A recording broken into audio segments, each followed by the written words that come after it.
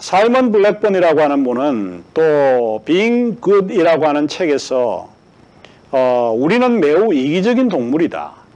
그보다는 차라리 우리는 철저히 이기적인 동물이라 말하는 편이 나을 거다. 다른 이들에 대한 관심이나 원칙에 대한 관심은 죄다 거짓말에 불과할 것이다. 아무래도 윤리학은 가면을 벗어 던질 필요가 있다. 윤리학은 단지 경적에 불과할 뿐 기관차를 움직이는 전기는 아니라고 보는 거죠. 여기서 그가 윤리학이라고 할 때 기독교 윤리는 이기주의를 반대하고 이타주의를 옹호하고 있다는 전제에서 출발을 하고 있습니다. 그래서 이제 그는 이미 인간 자체는 굉장히 이기적인 동물이라고 볼 수 있는데 이 윤리는 사실은 경적에 불과하고 기관차를 움직일 수 있는 전개는 될 수 없다. 이렇게 주장을 합니다. 그래서 기독교 윤리에 대한 도전이 참 심각하다. 이렇게 보는 거죠. 그 다음에 기독교 윤리의 도전 가운데 네 번째가 무엇인가 하면 기독교 윤리에 도전하는 네 번째 요소가 진화론입니다. 진화론. 자, 진화론은 우리 사회에 널리 팽배해 있는 과학 이론 중에 하나이죠. 실제로 사람들은 과학 이론에 대해 열정합니다. 이는 과학은 믿을 수 있고 신뢰할 수 있는 지식이에요. reliable knowledge이기 때문에 사람들은 과학을 신뢰하고 있습니다. 그러니까 이 기독교 윤리를 우리가 주장하게 되면 이 과학의 진화론에 의해서 공격을 받게 되는 것은 뻔한 사실이 아닐 수 없습니다. 특별히 이제 다윈의 진화론이 기독교 윤리학에 지대하게 도전을 하고 있는데 진화론이라고 하는 것은 한마디로 자연 선택에 관한 이론입니다. 자연 선택은 생명의 어떤 종의 개체 간에 변이가 생겼을 경우에 자신의 생활 환경에 적응하면서 단순한 것에서 복잡한 것으로 발전을 하고 생존 경쟁에 적합한 것은 살아남고 그렇지 못한 것은 도태된다라고 보는 거죠.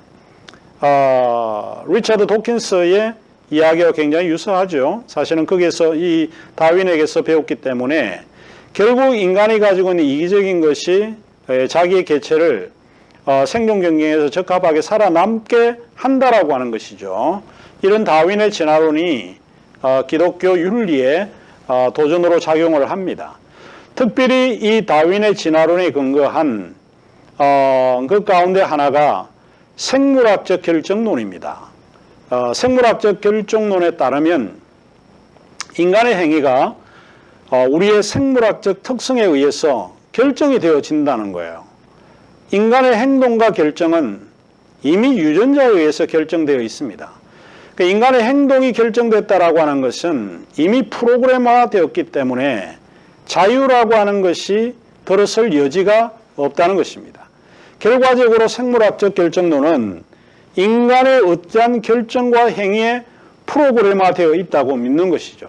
기독교 윤리는 우리의 결정 행위를 함에 있어서 자유를 극대화시키는데 이미 생물학적 결정론은 이미 우리가 어떤 행동을 할 것인지 프로그램화되어 있기 때문에 자유가 쓸모가 없고 소용이 없다라고 하는 것을 주장하게 됩니다.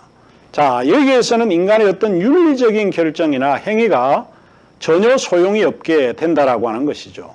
이미 프로그램화된 결정과 행위가 인간의 자유로운 의지와 행동에 영향을 미칠 수 없기 때문에 그렇다는 거예요. 자, 이런 거를 이제 우리가 생각을 해보면 기독교 윤리를 공부하는 사람들이 이런 생물학적 결정론을 주장하는 사람에 의해서 이 도전을 받고 있겠구나라고 하는 것을 우리가 생각하지 않을 수 없습니다. 자, 그러면 생물학적 결정론은 좀 구체적으로 이야기를 하자면 우연성과 결정론의 문제를 이야기를 해요. 우연성은 자유를 이야기를 합니다. 결정론은 이미 필연성이죠. 이 문제, 두 가지 문제를 조금 이야기를 하는데 제가 여러분에게 좀 소개하고자 하는 예로 좀 소개하고자 하는 것이 한국의 전래동화입니다. 한국의 전래동화에 이런 이야기가 있습니다. 너무 잘 알려진 이야기인데 심청전이라고 하는 게 있죠. 이 이야기에서 심청이가 인당수에 뛰어내리자 바다의 노윰, 폭풍우가 그쳤다는 것이죠. 여러분 생각할 때는 이것이 우연의 일치일까요? 아니면 필연적일까요? 자, 굉장히 이제 중요한 문제입니다. 우리의 한국 전래동화에도 사실은 자유와 필연성의 문제가 많이 야기됩니다. 결정론은 그렇게 될 수밖에 없는 필연성 또는 원인이 존재한다는 거예요. 원인과 결과의 전형적인 해석이 가능한 것이 바로 우연성과 결정론의 문제입니다. 결과는 원인을 전제로 합니다. 어떤 원인이 있기 때문에 이런 결과를 예측할 수 있다는 것이고, 그래서 원인은 결과를 만들어냅니다.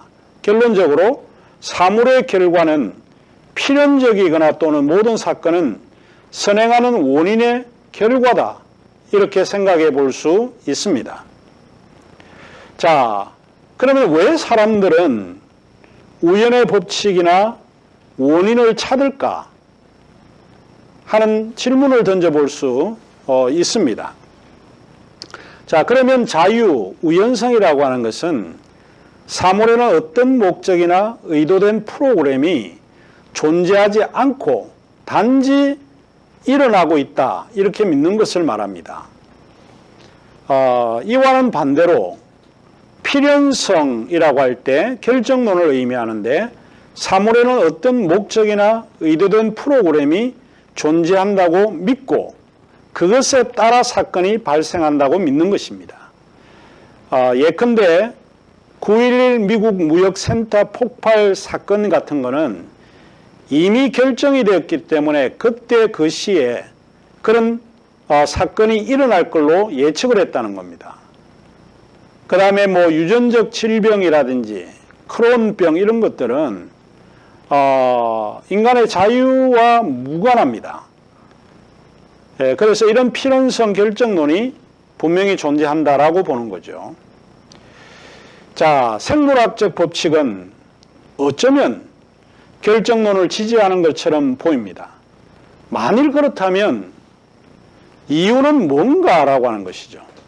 제가 한 3가지 것을 통해서 좀 한번 설명을 해보고자 하는데, 첫 번째로 인간의 조건을 개선할 수 있다는 희망이 사라집니다.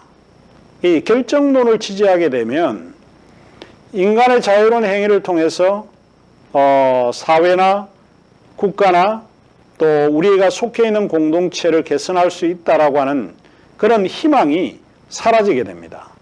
이미 결정이 되어 있으니까 그런 거죠. 둘째, 자유의지는 신화가 되고 행동에 대한 책임은 묻지 않을 것입니다. 우연성이나 자유를 허용하게 되면 내가 책임이 있다라고 하는 것을 이야기하지 않을 수 없습니다. 그러나 이미 결정이 됐다면 내가 하는 행위 자체가 나의 행위와 무관하기 때문에 이미 결정된 것에 의해서 따라서 움직이기 때문에 책임을 나에게 물을 수 없다는 것이죠. 그리고 만일 결정론을 지지하게 되면 삶의 의미와 목적이 사라집니다. 마치 모든 것이 프로그램에 따라서 움직이게 됩니다.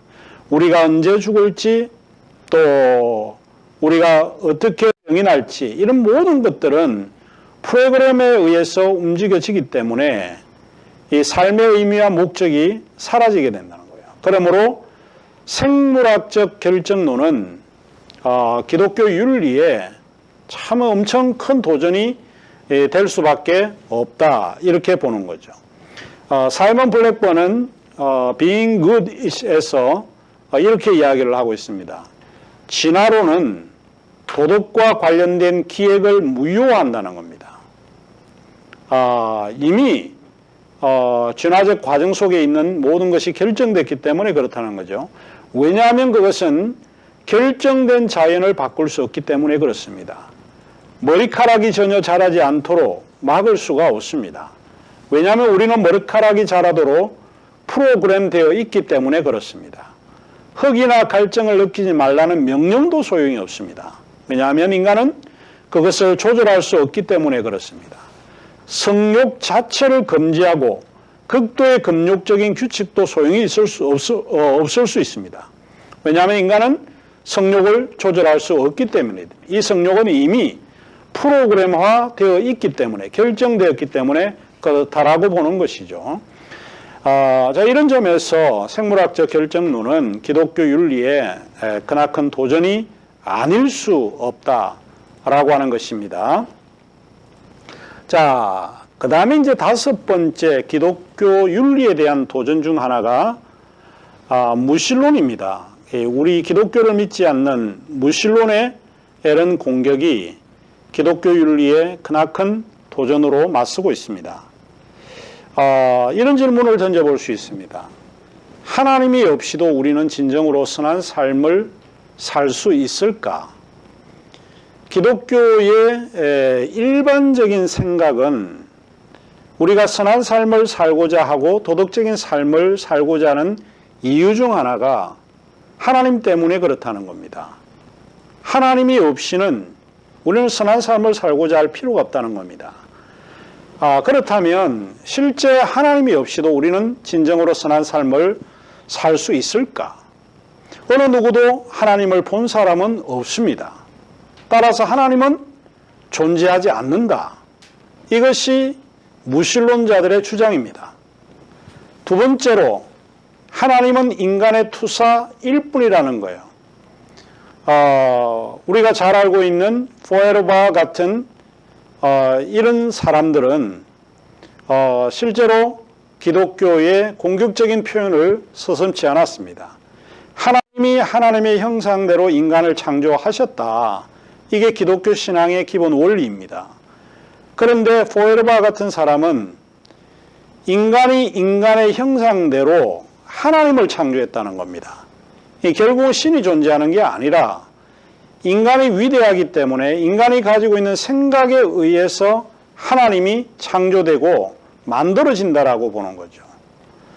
그래서 결국 인간이 가지고 있는 생각이 투사된 이미지가 하나님이라는 거죠. 그래서 실제로 하나님은 존재하지 않지만 인간이 하나님을 만들어내는 그런 위대한 존재다 이렇게 보는 거죠. 세 번째로 인간은 동물계에서 가장 진화되고 발전된 지성적 존재입니다. 이런 그 지성적 존재는 하나님을 필요하지 않는다는 거예요. 기독교 윤리의 가장 근원이 하나님으로부터 시작을 합니다. 창조주 하나님으로부터 시작을 하는데 인간이 주인이고 인간이 세계의 주권자이라고 하면 하나님이 필요하지 않는 거죠. 이유는 간단합니다. 인간은 상당히 진화되고 발전된 지성적 존재이기 때문에 하나님이 없이도 스스로 결정하고 선택할 수 있고 잘 살 수 있다라고 보는 것이죠. 꼭 하나님이 있어야만 우리가 선한 삶을 사는 게 아니라 하나님이 없이도 인간은 지성적 존재이기 때문에 선한 삶을 자기가 선택하고 살 수 있다 하는 주장을 하게 되는 것입니다.